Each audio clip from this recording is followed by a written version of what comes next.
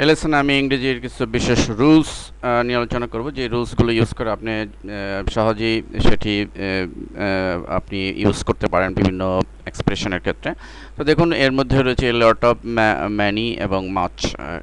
A lot of কখন ব্যবহার করবেন, ম্যানি এবং মাচ কখন ব্যবহার করবেন। মেইনলি ইন জেনারেল যেটি ব্যবহার করতে হবে, যে যখন কোনো ইতিবাচক পজিটিভ কোনো বিষয় থাকবে তখন সেক্ষেত্রে আমরা এ লট অফ ব্যবহার করব। আর যখন কোনো নেগেটিভ কোনো সেন্স থাকবে, নেতিবাচক, সেক্ষেত্রে ম্যানি মাছ ব্যবহার করবে। এক্সাম্পল দিয়ে আমি দেখাচ্ছি। লাইক দেখুন, এখানে যে তার প্রচুর সম্পদ আছে, he has a lot of assets.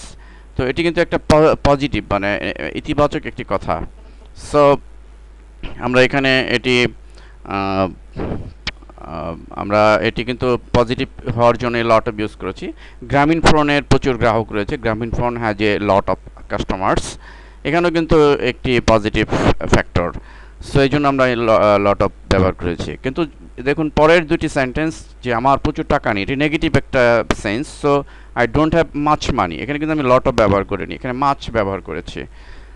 এবং আমার এই সম্বন্ধে প্রচুর বই নেই, এটাও একটি negative sense. So I don't have many books about this. তো এই জন্য আমি এখানে কিন্তু ম্যানি ব্যবহার করেছি। তো এই জন্য এ লট অফ এবং মাছ ম্যানি আমরা পজিটিভের ক্ষেত্রে এ লট অফ ব্যবহার করতে হবে, নেগেটিভ সেন্সের ক্ষেত্রে মাছ এবং ম্যানি ব্যবহার করব।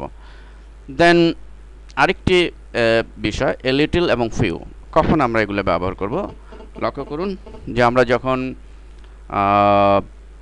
বিশেষ ক্ষেত্রে গণনা করা যায় না যে বিষয়, সেক্ষেত্রে আমরা লিটল ব্যবহার করব, এবং গণনা করা যায় সেক্ষেত্রে আমরা ফিউ ইউজ করতে পারি। তো লক্ষ্য করুন, দুটি এক্সাম্পল দিয়েছি, যে সে সামান্য ইংরেজি জানে, তো এটি he knows a little English. So এখানে কিন্তু গণনা করা যাচ্ছে না বিষয়টা, এই জন্য আমি এখানে এ লিটল ব্যবহার করেছি।